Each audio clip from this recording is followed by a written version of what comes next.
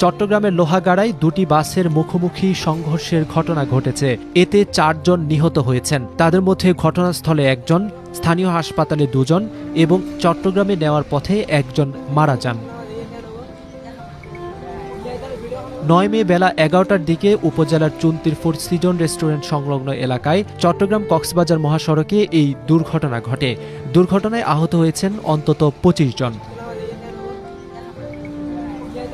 প্রত্যক্ষদর্শী, এলাকাবাসী ও পুলিশ জানিয়েছে, মার্চা পরিবহনের দ্রুতগতির বাস দুটির একটি চট্টগ্রাম থেকে কক্সবাজার যাচ্ছিল, অন্যটি কক্সবাজার থেকে যাত্রী নিয়ে চট্টগ্রামের উদ্দেশ্যে রওনা দেয়। চুন্তি এলাকায় পৌঁছালে বাস দুটির মুখোমুখি সংঘর্ষ হয়।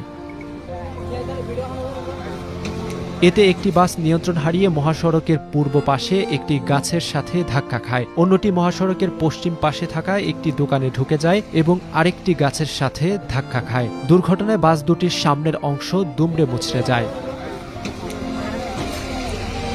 খবর পেয়ে ঘটনাস্থলে পৌঁছে একজনের মরদেহ উদ্ধার করে স্থানীয় পুলিশ। সুমতি জাঙ্গালিয়া মার্চা দুটি গাড়ি মুখোমুখি সংঘর্ষ হয়েছে। এই ঘটনাস্থলে একজন মহিলা মারা গেছেন এবং অপর আহত ৮-১০ জন মেডিকেল প্রেরণ করা হয়েছে। এর ভিতরে ২ জন মেডিকেলে মারা গেছেন, আর একজন শুনতেছি চট্টগ্রাম নেওয়ার পথে একজন মারা গেছেন। এই মহিলার সঙ্গে ৪ জন।